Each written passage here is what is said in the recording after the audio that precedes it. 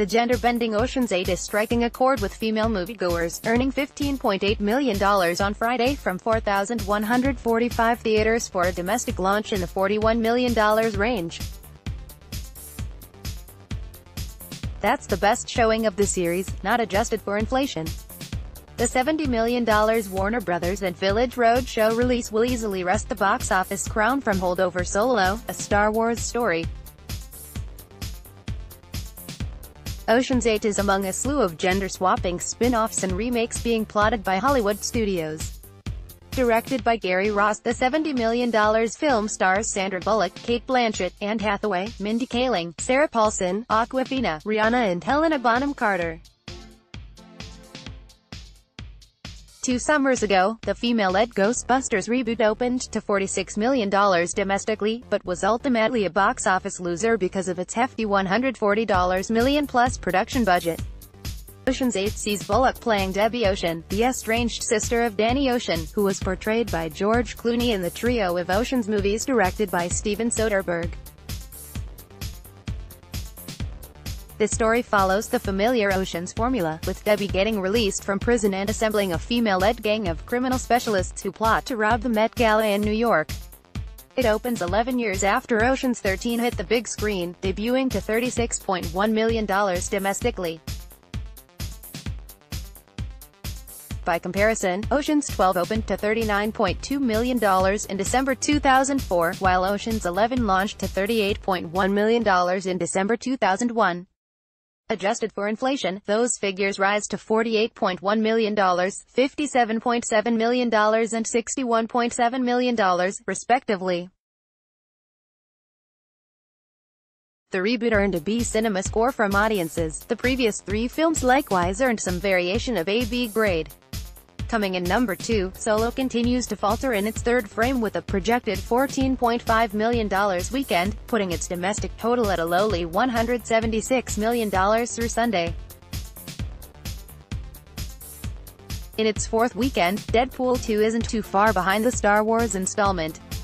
The superhero sequel is looking to earn nearly $13 million for a North American cume of nearly $278 million through Sunday.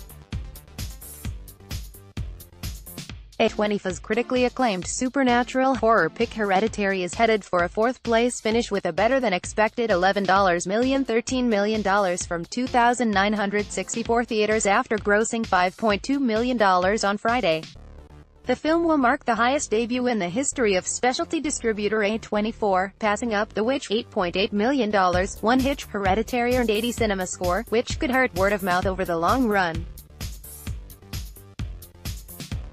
Last year, Darren Aronofsky's horror film Mother earned an F cinema score. Hereditary, which premiered in the midnight section of the Sundance in January, marks the feature directorial debut of Ari Aster and stars Toni Collette opposite Alex Wolff, Millie Shapiro, Ann Dowd and Gabriel Byrne. The story follows a family who is haunted following the death of the clan's matriarch. The third new offering of the weekend, Global Road's Hotel Artemis, is doing dismal business. The action thriller grossed an estimated $1.1 million on Friday for a projected $3 million opening from 2,407 theaters, behind expectations. The film, directed by Iron Man 3 scribe Drew Pearson, his feature-helming debut, stars Jodie Foster, Sterling K.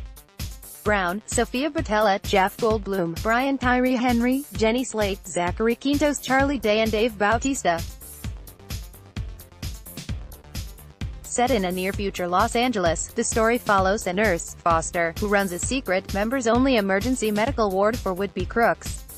There's big action overseas this weekend as Universal and Amblin's Jurassic World: Fallen Kingdom launches in its first 48 markets ahead of its June 22 North American opening. The tentpole is on course for a foreign start of $140 million or more after collecting nearly $40 million on Wednesday and Thursday, including a record-shattering opening day of $9.7 million in South Korea. At the specialty box office, hopes are high for Won't You Be My Neighbor, the critically acclaimed doc about Fred Rogers, the mastermind behind Mr. Rogers' Neighborhood. Focus Features opens the film in nearly 30 theaters. This article originally appeared on The Hollywood Reporter.